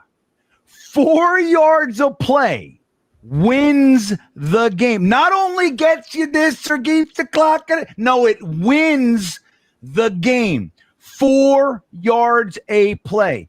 Do not overcomplicate it. Get 4 yards of play. You'll never be down 14 because they don't have a shot. We have 9+ minute drives. Our defense is fresh. Marcelino McCrary ball. Rawr! He's fucking hungry. He's got a big old-fashioned C on his chest like Superman, like the S. And he's going to go out there. They're going to be fired up. Our defense is rested and hungry. They go out there. They stomp the fucking lights out of people. Up in 3, down in 3. We get the ball and go 4 yards on first, 4 yards on second, 4 yards on third, and we do that shit all day long. That's the way to do it, Boomtown. We admittedly know, and it's pretty obvious from what we're saying and the way we're building this team. We obviously do not plan to be down 14 points, and when we do, we're probably going to lose the game. But the idea is, we're looking to, win more games than we lose. And while every team might go down by 14 points at some time, at times we might have a bad game and we might lose that game. We figure to focus on the games that are the majority, which are the ones that we're going to be competitive in. And in those competitive games, a running game is certainly not going to hurt us. Oh, all right. Well, wait, let me just say this. Does anybody are we really talking about the potential that we're going to be a winning football organization this year? Like, is that number one? Is that what we're thinking? Because if that's what you're thinking, you're way off on what we're doing here as me and Moosh. Got you. Okay. We want blockers. Okay? I'm having trouble distinguishing between when GreenBean is GreenBean and when I'm always Aaron Glenn. He's committed to his character. Okay. I haven't been GreenBean in fucking all night. The only time I was GreenBean was when I was talking about Taylor Swift. Right. So AG. So block, run. That's the secret weapon for us to win this year. Got it. So okay, well, that answers it to everybody. I mean, so let me ask you guys a little bit more. Then let's switch over. Let's go to the defense. You've been preaching about penalties. Discipline. Not hitting somebody after the whistle blows. Yeah. But the number one culprit that is still on the team, still did that, is Michael Clemens. Why? What's the logic behind this it? preseason? That dude didn't even play. He played every game. Did he? Yeah. I couldn't tell. He didn't get any penalties. The guys who did that are on the practice squad. Eric Watts was one of them. Who was the other guy? Moosh. Tufeli? I believe the other guy was Tyler Barron. Yes. Mooj, this version of Mooj hates Tyler Barron, by the way. That was Aaron Glenn. That was AG. I said Muega, the linebacker from Miami, and somehow he heard Tyler Barron. Okay. Somehow he said, I think it might have been Boog Smith. Boog. Look, Michael, I get it with Michael Clemens, but here's the thing with Michael Clemens that I want to point out that a lot of people don't factor in, is that he's never going to be Reggie White, right? We're not expecting to be Reggie. We need depth guys. You need guys that are going to, be big, strong, and everything like that. We looked at his last 3 years. He came in. He was a 4th-round pick. He had a very solid rookie year. The fan base was behind him. And then the previous regime asked him to gain 30 pounds and go inside. So he did it. You didn't hear any complaining. You didn't hear anything. He just moved inside or gained 30 pounds. Then what did they do? They decided not to move him inside. They kept him at end. So what they did was they created a big, fat, slow defensive end. That's what they did. So then they said, hey, you know what? We're going to keep you at end. We want you to lose 30 pounds. So guess what he did? He did it. Mm-hmm. So that, what we call that in my organization, we call that a team player. We call that a guy that's willing to do anything for the team. Anything the team asks him, he does it. Now, the reason he's a little bit of a firecracker, as you've seen, he likes to jump on piles. He likes to yell at fans. He likes to chase people down the tunnel. And that's what we got to work on with him. So that's what we're going to do. Robert Saleh, God bless him, my predecessor, not known for discipline, wondered with the press when Samini, who I clearly, you guys see, I have total control over. I'm in his head. He's home talking to his wife. Why can't I get under Aaron Glenn's skin? And she's like, because he's better than you. That's what she tells her husband. He's a better man than you are, Dick Chimney. That's what she says. So when he asks those questions, what'd you say, Mooj? You want to jump in here? I just agree with you that he's a dinosaur. He's old. He's very crusty, and I like when you insult him. Yeah. So with Clemens, we don't know what he's going to be, but again, he's a team player. It's our first year. This isn't our Super Bowl year. Let's see what he got. See if we can get, kind of cage him in, keep him at his playing weight, and we'll see where he goes. But don't forget, the guys who caused those penalties that you're talking about right now, great question, but the guys who caused them are both not on the 53. Good. So if he's a team player and he does everything that you ask, could you ask him to set the edge? And could you ask him to sack the quarterback? Sack the quarterback, set the edge. That's all we want. What is this? And you want him to do everything? Marcelino. I guess you expect too much. I guess they don't know. They don't know about our plan to move him on the inside. That was fantastic. If he is a team player, can you tell him to do his fucking job and just seal the edge? Let's start with that. Just do that. Telling people to go fuck themselves in the stands or but jumping on the dog piles and whatever. Yeah, just do your job. Just do your damn job. Send them to Afram in Canarsie, and Afram will teach him how to use cork and corking and sealant for sealing, because that guy needs to learn how to seal. So Mooj. Go on. Go ahead, Snowball. My bad. No, I was laughing at Jeremy's bad joke. I don't even know what it means.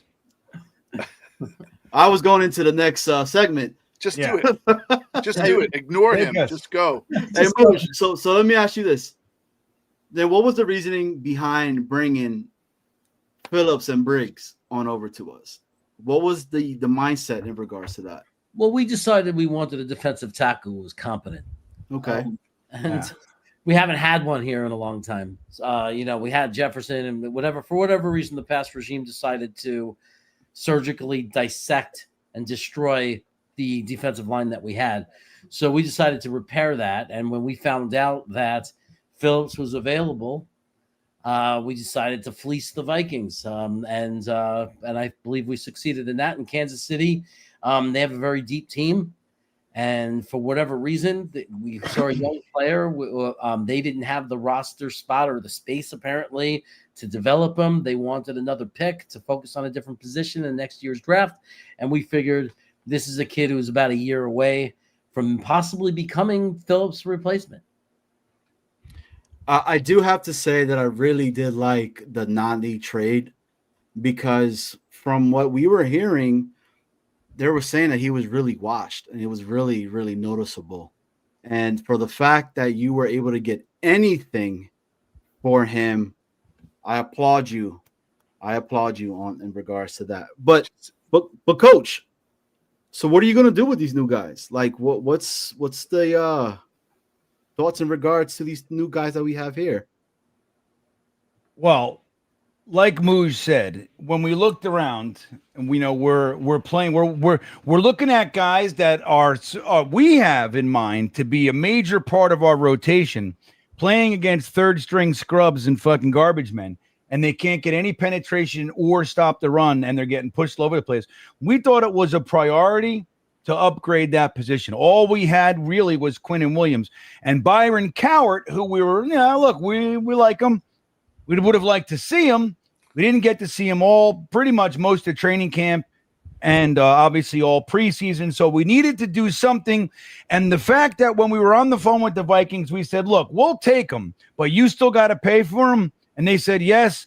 We figured, hey, let's bring him on over, with Harrison Phillips. And Harrison Phillips and Quinn Williams together, perfect complement. We think we upgraded the position. Guys like GreenBean were real high on Fedarian Mathis, but the guy didn't come to play, man. He looked fat, slow, sloppy, disengaged, just didn't look like he cared. So we had to get rid of him. We are happy that we kept LT3 though. So he's still around. Coach, I was probably on the same boat with GreenBean because I was a Mathis fan. Yeah. I remember when he was coming out of, I think it was Alabama, if I'm not mistaken, and he was supposed to be this monster of a squad of a player with Washington, but just never occurred, right? So, but then one of the other questions I wanted to ask you was this: the linebacking core. You guys picked up Cam Jones, and I was really concerned about the depth piece in regards to the linebackers because it goes Sherwood, then it goes Quincy, but after that, you got a rookie, some other guy, and then you got rid of the guy that you had before in Zaire Barnes, right? But you bring in Cam Jones. How did you think of that move? Are you excited for that? And what are some things you think we're going to be able to utilize Cam Jones for? Cam Jones is just a guy, all right? We like him a little bit. I don't know why we got rid of Zaire Barnes. I really don't know. But we do clearly, everybody thought we were going to keep Jamin Davis. We almost did, but Marcelino McCrary-Ball, we had visions of him being the captain. So he's got the special teams. Yeah, right. And he's clearly very strong. Very big arms. So we got a rookie, we got Sherwood, we got Quincy, and we got a really a lot of question marks. But again, I want you guys to remember what we're doing this year. This is the year that we're developing and evaluating. If we end up winning a bunch of games, we're going to try. We're going to play every game to win. But I wouldn't bet the over. Okay? Don't bet the over. You heard it from Coach. I'm just saying this is not gambling advice. I'm just merely a suggestion. And I certainly wouldn't buy my tickets to the Super Bowl if you're expecting to see us, because we're probably not coming. Just want you to know this is a year. It's year one. We're just doing stuff. It's better to have young guys that we hopefully can develop as opposed to an old guy who's wasting a year on our roster. And we know he's not part of the long-term plans. So let's take a look at Cam Jones, Marcelino McCrary-Ball, and Mwanga. Let's see what those guys have. Sherwood and Quincy are still young. So, hey, man, let's see how it goes. Moosh? Yeah, you always want to win some games and win as many as you can win. But you also have to understand when we came in here, and took this opportunity, we had a certain amount of needs and we had a certain amount of resources. Just imagine. It's like someone expecting Johnny Boy to be able to feed all his children. I mean, there are things that are possible and things that are not possible. Sometimes the numbers just aren't there. No. So look, the reality is we had a bunch of holes on this team, certain amount of draft picks and a certain amount of salary cap money. And we prioritized the positions that we see fit moving forward to give us the best chance to win some games. And we know that there's going to be another offseason necessary to fill some of the other holes. And AG and I had a conversation, and AG told me that the truth is he plans on playing a lot of nickel, and he believes that Michael Carter II is going to be on the field most of the time, and that the third linebacker on the field will be very limited in reps. And we just needed to look at some younger guys that we liked, that to see if they could be a good fit, if they could develop into the answer. Otherwise, we'll go out and take care of it next year. Amazing. Well, now this is the part that we're gonna ask the Jets beat reporters, which is the chat, if they have any questions that they would like to ask our coach and our GM. So while we wait for that, I do have to say that, Coach, I think we're going to surprise a lot of people this year. I agree with you. I think the games are going to be a lot close. I think with Folk being picked up, shout you out again, Mooj, and bringing him, because I was worried about that. I'm excited. I think we're going to get 9 wins. I mean, am I bugging out for that? What I want you to do, what I want you to do, I appreciate it, love it, positivity, fucking all the good stuff, right? Have you taken a look at the schedule and come to 9 wins? All right, realistically, so we were on another show the other night, and there was a lot of layup games, right? Who's our layups? Either or. Give me our layups. So we got the Saints, don't we? Okay, you could say, right? I'll give it to you. Why not?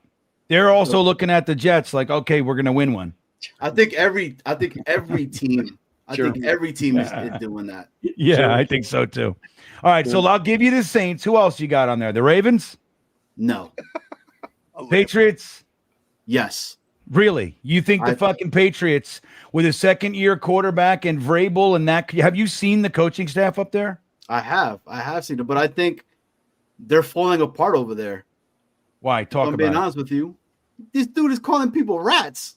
He's like, I want the rats out of here, and there's guys just leaving out of there. It's dysfunctional over there right now, and I think that's going to work for us. Hey, I'm with it. I hope you're right. They're going to sweep us. Here you go. All right, who else you got? The Finns. Zach Wilson's going to be their starter. Well, that would be great. That would be great. I would take a split with the Dolphins. Split with the Dolphins, sure. Let me see when we play them. We play them early this year, if I remember correctly. Hold on. Let me see.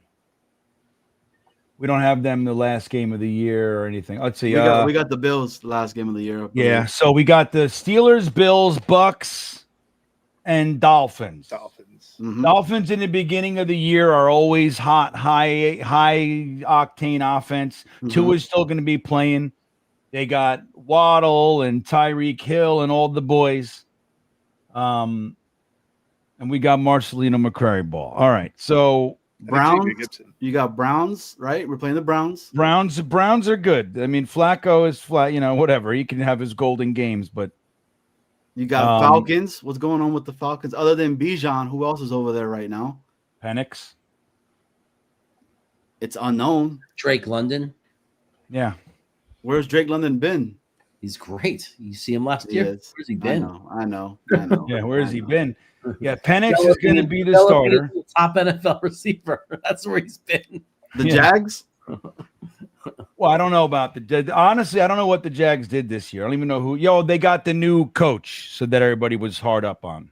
They got the offensive coordinator from the Bucks.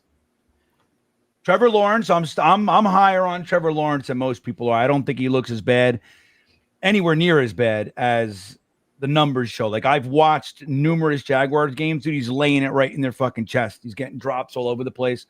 But not what we thought he was going to be. But I don't know if he's got the right coach. So we got a question. We got a question from the beat reporters for you guys right now. 9 wins. Question for the panel. Yeah, I'm in. If one of you 4 had to play for the Jets in week 1, which panelists would it be, and what position would they play? This is a question. Wait, leave that up there. Wait, what? I like to read it 10 times. Wait, hold on, let me see, because I'm stupid and old. I know Reading exactly. comprehension. I know exactly who and exactly what position. Okay. I have to play for the Jets week one. Which panelist? Oh, Jeremy. He would play fullback, so we never have to use him. I was gonna say GreenBean and Sniffer. Sniffer? Sniffer. Yeah, all right. You take Beck's role. Because See, that's funny. We both I use could Beck. see What does that tell you? Because I could see you deciding, do I like do I hit someone? Is there someone I could hit? Nope. Okay, I'm gonna sneak out and try to get Justin Fields to throw him the football. And when he just decides to run, I'm going to fucking crush somebody's brains.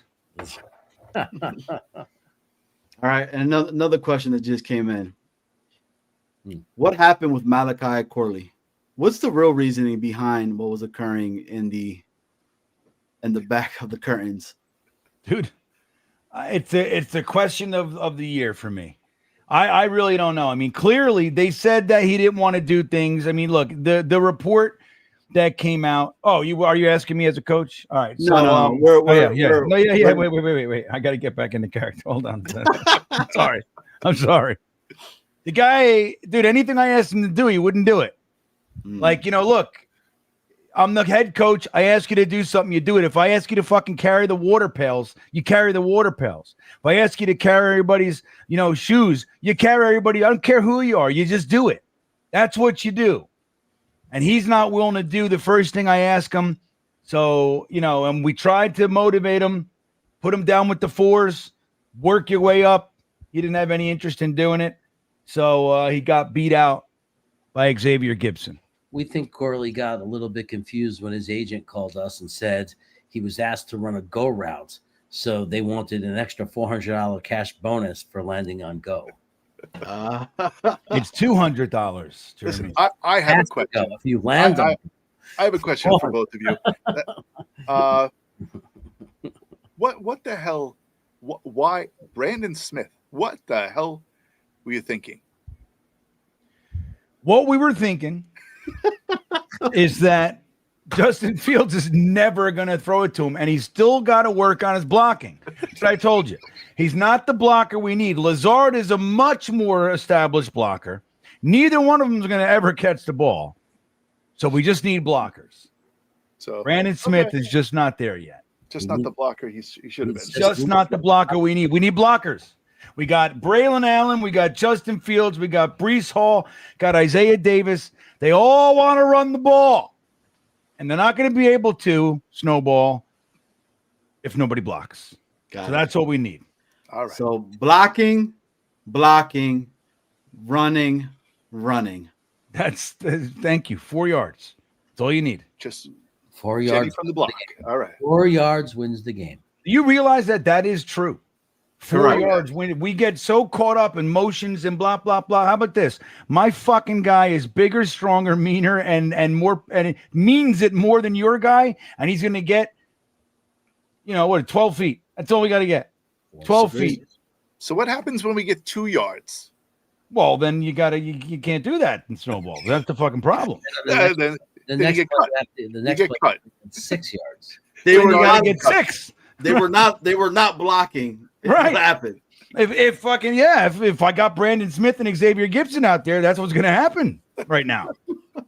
I got to have Lazard and Ruckert. That's the craziest thing. You guys, the real question about Ruckert should be, wait, why is he number 2? It's not, you ask why he made the team. He didn't just make the team. He's my number 2. That's the real question that I can't even answer yet. So who assigns the numbers, Coach? Who says number 1, number 2, number 3, number 4? Middleton. That's all right. He's phoning it in. There was a note in the locker room when we first arrived that said that Jeremy Ruckert was the number 2 quarterback. You just roll a die in a box, in a cardboard box. 1, 2, 4. GreenBean Chaos. This was awesome. You guys knocked it out of the park. But I want to say that now this is you guys, right? So no more AG, no more Darren Now we Muji. can't get rid of Right. her. I'm gonna have a tough time. I'm gonna go in my wife and start fucking telling her, look, you want the fucking rock. You need to block. What are you? You can't make the club from the tub. But so we do got a game coming up, right? And it's literally just right around the corner itself. What's your thoughts on this game coming up? Like, do we have a chance that we could potentially win, or is it not gonna happen for us? And that's me asking you guys a real question in regards to that. Like, do you guys think we have a chance to win that game? Moosh or Jeremy? I actually do. Well, one is because if I've learned anything in my years of being a football fan, is you're always going to have a chance. I mean, I didn't, we beat freaking Cincinnati with Mike White. Nobody saw that coming, right? Mm-hmm. That we all had that as a loss, and we came and we won that game. So, but in all honesty, I don't think Aaron Rodgers is that good of a quarterback. I know the jet factor, though, the pain factor. He's going to have like some kind of divine intervention that's going to make him for one game a guy who could throw for 400 yards and 4 touchdowns. That's always a threat. But the reality is, if you look at his career, he's not a good starter of the seasons. He hasn't had good first games of the season throughout his career. He has struggled in that. It's a new system. It's a new merger of players, so we're playing them at the right time, because they're a very well-coached team, and well-coached teams get better as the season goes. So if we're going to have to play Pittsburgh, it's kind of good we're playing them in the first game, to be honest, I think. And you never know. I think that I don't think there's anyone that super, super terrifying and scary on their team. They have some really good players like every other team, but I don't know. It's not like we're playing Buffalo week 1. Mm-hmm. They're not Buffalo. They're not Kansas City. They're not Baltimore. They're not. They're good, but they're not those teams. So do I think we have a chance? Hell yeah, I think we have a chance. If Will McDonald could go absolutely apeshit and harass Aaron Rodgers all freaking game long, I could see some turnovers happening. Yeah. GreenBean? So, right. This game has the design, the traditional design of maximum Jets humiliation and pain written all over it. Brace yourself. That said, I do think that it's in our house. It's opening day of the Aaron and Glenn era. Justin Fields has a little bit of something to prove too, right? So there's that. I think Aaron Rodgers now just he's old, a year older. He didn't look good last year, man. Like, let's be straight. Yes, he got 3,800 yards, but they were an ugly 3,800 yards, and it was a lot of compiling and bullshit time and stuff like that. You watch the same games I did. It wasn't exactly. It's not as clear as the box score. Now I'll tell you this: the Steelers over the last 10 years are 6-3-1 in the last 10 years. Okay. Now let's look at Aaron Rodgers the last 10 years, week 1. Let's look at this fucking guy. So why does it got to do it like this? I just want AI to tell me what it is. Hold on. It won't do it. All right. So he's like He's sexy grok. Wait a minute. I just want to know if he fucking won the game. This is like his stats. Anyway, I can't see it. I can't do it quickly, so I don't know. But just like Jeremy said, we got wherever Broderick Jones is, you got to put Will McDonald on him. Okay. So I know he plays right tackle, if I remember correctly. So if you put him over there, then keep him over there all day long and just let Will McDonald eat his fucking lunch. Broderick Jones has nothing for Will McDonald. And if you can do that and just get consistent pressure on Aaron Rodgers, he's going to look old. And that you cannot let this guy get out of the first quarter without being hit. You can't. Exactly. You got to let him know from the first drive. He's got to know we're coming for him. Because if he gets settled in, he's more likely to become Aaron Rodgers. So I think, dude, we're going again. We're going to be there live. I need to see. I haven't seen it win one thing. I haven't seen an offensive touchdown since 2018. And I've been with Jeremy and Ryan and Matt and everybody the last fucking 4 years. We haven't seen a touchdown. It's got to happen.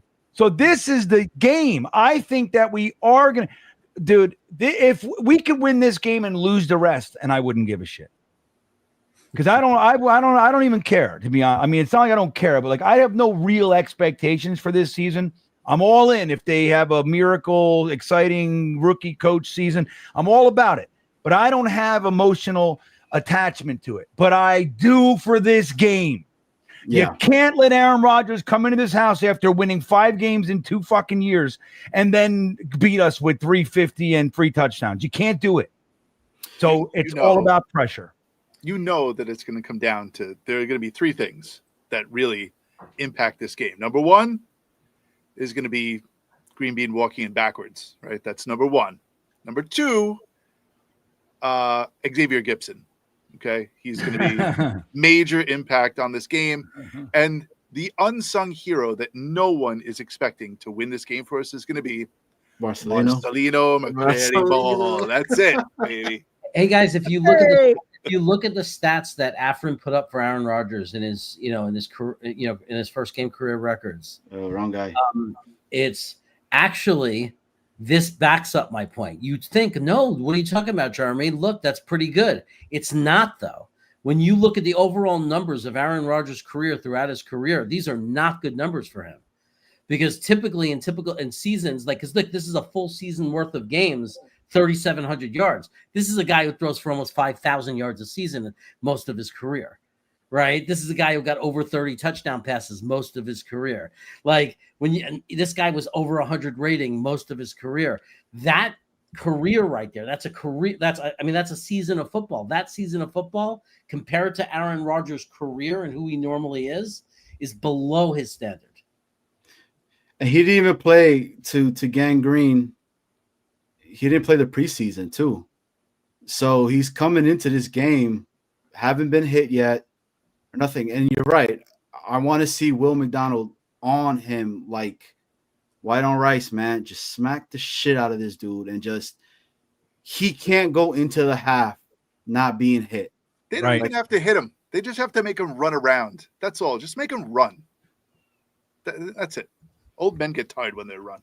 Yeah, Steelers' offensive line is not the strongest. Like that's not their strongest. Their defensive line, on the other hand, is crazy. So, is it going to be the offense that's going to have to win this game for us? They just have to. The offense just has to protect the ball and hold the ball. Roderick is left tackle. I'm sorry, left tackle. Our offense has to protect the ball and run it well. That's their job. We have to be a top. If we want to win games, we're going to win games when we have a very good running game and a very good defense. Oh, we're going to block him amazingly well. And you guys are going to be at the game. Correct? Yep. That's right. Can you guys talk a little bit about that? What you guys got going on with that? Yeah, well, as a matter of fact, our event is sold out. We are hanging out in lot E6 with the Tailgate Joe crew. Amazing. You can still buy tickets to the tailgate. So, like, if you have tickets to the game and you want to just not have to bring a grill and all that shit and just have gourmet food and all the fucking beer you can drink, done for you, go to tailgatejoe.com. We're also hanging out the day before at the Bezara Music Festival. There are still tickets for that. I believe there's a Labor Day sale going on right now. If you go to talkingjets.com, they're like $20 off or something like that for the tickets, something like that. But it's going to be awesome, dude. We're doing a live stream from the stage, with between the bands and shit, like a live panel. Me, Matt, and Ryan. It's going to be a blast. So we're doing that on the Saturday, and then the Sunday we'll be hanging out tailgate. We're going to go into the game. We're sitting all together, and then we're getting on the field after the game, which is going to be awesome. Hopefully it's going down there after a win, because I got to tell you, after losses, I don't want to go on the field. I want to go home. You know what I mean? I'm the same way. I'm a miserable fuck after the game. Miserable, dude. I'm going to get the fuck out of here. The way we walked out of that stadium last year. Oh, yeah. Oh, my God. That was we were soaked.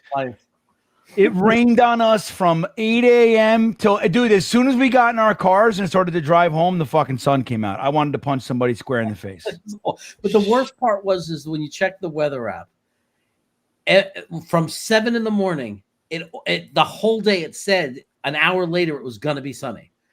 And it was it just kept moving. Like it wouldn't happen. Like, it's going to be sunny at 8 o'clock. Nope. It's going to be sunny at 9 a.m. We watched Aaron Rodgers do nothing. And then Zerline missed a kick to win it at the end. The worst. But I want to point something out. Everybody says, because a lot of people are saying, well, we really didn't lose that game because that was Zerline missing the field goal. Okay, I want to say this. We had a great punt return or kickoff return. Mm-hmm. We started at the 34-yard line, okay? It was 1st and 10 at the 34-yard line.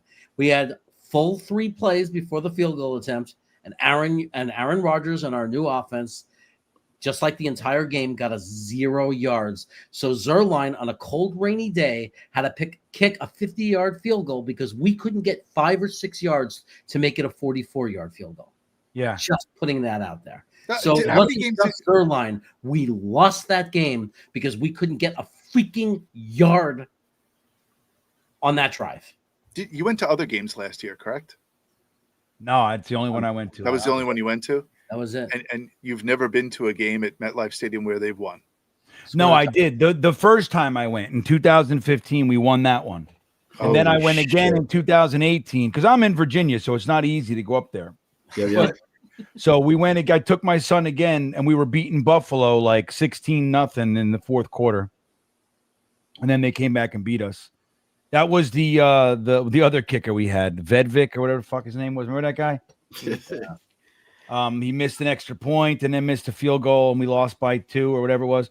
But so I saw some touchdowns that game, but I've only seen 1 win in MetLife in the entirety of its history. I was at the Mike White game with that was a good one. My daughter's first Jet game was the Mike White game. She was dressed up as little Jets cheerleader. We got to meet Bruce Harper. We got to meet him there. She took a picture with him. I was like in La La World talking to this dude, smallest guy ever, man. But just remember seeing him with my pops. And then the last one that I went to was with Snowball. We went to the opening game against New England. Yeah, last year. And we left that damn stadium, hyped as shit, thinking, holy shit. Like I was high. I was literally high. I was like, out of my mind. I felt drunk. I drove through New York City. I remember I was driving home through New York City with the windows down, and I'm screaming, Aaron Rodgers, and everyone on the street is like, fuck yeah. They're like, we're going to win the Super Bowl. I'm like, yeah, we are. And then we died. That was the end of that. Let's fucking end. But man, I have to say, this was awesome, man. This was great having you on here, Green Bean. Thank you so much for swinging over here with us. Yeah. Chaos, dude, it's always a pleasure having you over here as well. We like to have fun on Fridays, right? Just a little bit different, right? So I feel like it was very informative in what you guys were saying because it's the truth. That's the shit that I want my coach to really say to us, right? Not maybe say, I forgot that you forgot he was on the team. Yeah, I forgot this guy was on the team itself as well. But you're not really sold on the season. You don't think that it's going to be. I mean, I can see what you're saying. All right, when you look at it though, look at our offense, look at our quarterback. He's a huge question mark. Look at our wide receiver room. Do you love it? And outside of Garrett Wilson, no. Do you love our linebackers? You love our coin. We love Sauce. Do we love Brandon Stevens? No. Our safeties are big fat question marks. You know what I mean? Our defensive line looks like there's some potential there, right? We got some studs that we love on there, but we don't know what they are. So, and then it's the first time we don't know what Tanner Engstrand is. We don't know what any of these guys are. And so again, I just think it's like, I mean, look, I'm all about it, dude. I'm all about it. No, I agree. But it's like, I don't have any real attachment. I'm not predicting no 9 wins. I think it's probably real. I'd love to see Aaron Glenn come in this first year and eclipse Robert Saleh's entire tenure. So, like, get that 8 wins, man. If you can get me in the wild card and end that bullshit narrative, I'd be delighted. But I just don't. Ooh. I don't know. I'm thinking probably I think the Jets will do it just enough to keep us out of the quarterback that we want in the draft. 7 And- wins. and I've been shout hanging out- out here a long time, man. and shout out to Phil. Phil's a really good friend of the show itself, man. It's good seeing him post on there as well. Fuck yeah, Phil. But Green Bean, to your point, that's the reason why I say 9, because it's such a fucking unknown. Like, we truly don't fucking know, right? And you got people right now saying, "Oh, it's the fucking Jets." It's an easy check mark, right? Oh, they got a first time fucking guy in Tanner, first time with Aaron Glenn. You know, they got some fucking guy named Banjo as a special teams dude, right? The only guy that maybe is Wilkes himself. So it's an unknown. And that right there for me, I'm like, shit, man, we could surprise a lot of these other teams that are question marks that we don't know yet about, and it could be a potential. Is it more on the part of like it not being 9 wins? I would say, yeah. I would have to agree with you because, I mean, yeah, you're right. The wide receiver room is a giant fucking question mark. We have no fucking clue what's going to happen with that, right? Johnny boy, let me tell you though, I'm not so on the other side that I have any interest in stealing your fucking joy either. I'm with you, man. Like it's right there. Like, dude, believe. You know, like you say, look, until there's reason not to believe. I've been doing that until there's a reason not to root, I root. And Agreed. game 1, I'm going to be just as ridiculous as I've ever been. But it's, you know, I don't see it. You know what I mean? Like, I just look around. I'm like, wouldn't it be great to find out that Justin Fields is going to be our franchise quarterback, just like Geno did for the Seahawks, and Sammy's out there. I mean, you know, all these guys. Wouldn't it be great for it to be us? Yep. Now, and I'm right there. I would love to go into next year's draft and not even have to think about quarterback. No way. Justin Fields is our guy. I'd love it. But come on. Like, do we realize how fucking far? That's a 900-yard home run. We got to hit. The wall's 900 fucking feet away. Everybody talks about the examples of it happening, like Geno Smith, and nobody talks about the fact that the other 1,000 times when the quarterback who wasn't and didn't succeed his first few years never succeeded. Yeah, well, because they're the Jets quarterbacks. You want to go through the lists of quarterbacks that weren't good their first few years and then stayed not good? Yeah, they just weren't good. Like At all. Like, but I'm with it, man. Yeah, like I said, like I'm not so convinced. You know, like I like Aaron Glenn. I mean, dude, there's a lot of like our running backs are badasses. Yep. Garrett Wilson's a stud. Our offensive line looks like the best young offensive line we've had in a decade. Right? Yep. Membu's gonna take some work, everybody. He's gonna make us upset a couple times a game, I think. Definitely. But let him. He's got to do. You know, he's fucking welcome to the NFL. He's starting against TJ Watt. Hello, how you doing? And then he's gonna fucking go against the Buffalo Bills defensive line. Like, dude, you know, that's it, dude. Just get 4 yards. Simplify this shit. Get 4 yards. Braylon Allen, Brees Hall, dude, they can do it. That's the game plan we should have. And if they, you know, if you got to pass and they're covered, Justin Fields fucking take off and get me 4-bang. Get me a 4-banger. That's all I need. We have to be just unpredictable enough. I think that's the game plan. Just be unpredictable enough so that mix it up. You know, not this run, pass shit. Like just run, and then pass, and then run. Yeah, I mean, look, that's the thing, dude. Like, look, I'm a 4 yards a game. I mean, a play, but I still want Garrett Wilson to get his 1,000. You know what I mean? Like, and the way that you do that is like you're talking about when they're committing everything. Like, holy shit, they are running. They're on the field for 9 minutes and 14 seconds, and and that's when you just fucking send Garrett Wilson streaking. You know, let him cut the middle of it and just fucking hit him for 40. You know what I mean? Like, that's what you do. And he can do it. Yeah. So I'm in. All right.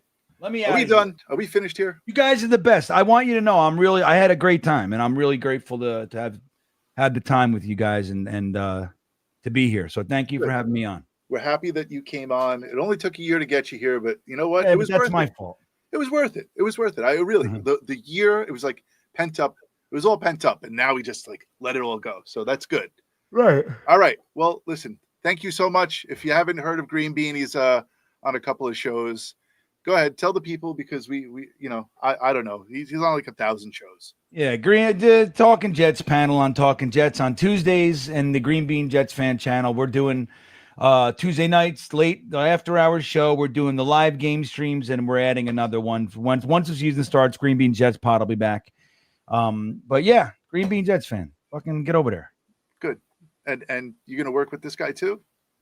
Jeremy, he's with me every week. He's with you every week. Yeah, man. God bless you. You're doing the Lord's work. The Lord's work. He's the It's gonna be best. a weird year because we're not together the first 2 games of the season, but then we'll be back together. Well, we are together the first game of the season. Well, we're together, but not online, not streaming. But like, I'm going to stream the whole thing. Unfortunately, I go home from that trip the following Sunday, so I'm going to miss the Jet game. Oh, that's weird. I Sucks. got to get Dom C on or something.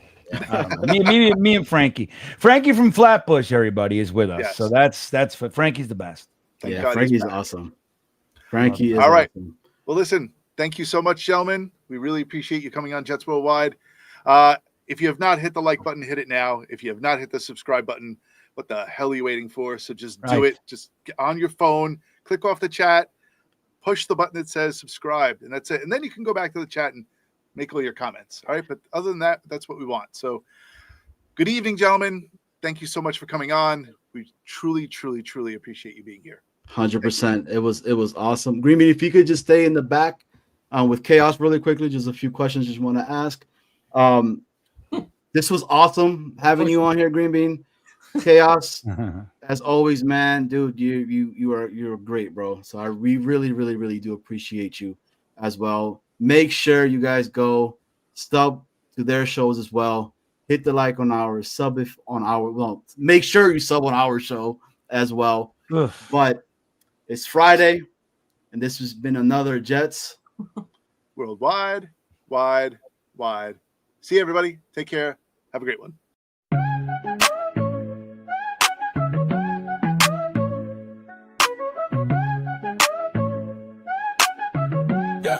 Yeah. We started off as Titans, and now we're the Jets. The start of every season always starts with the sweats. Vinny T, Brett Favre, Aaron Rodgers, what's the deal? Don't even try to tell me that the curse ain't real. We're coming for you, run, nothing high. Snowballing Johnny Boy, it's Jets Worldwide. Why? Yeah, like and subscribe.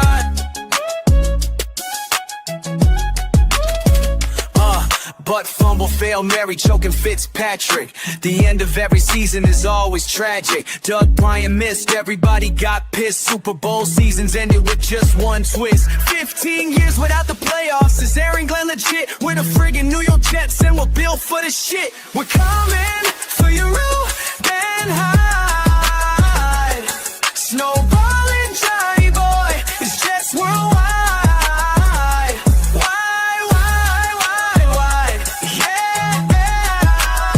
Like and subscribe.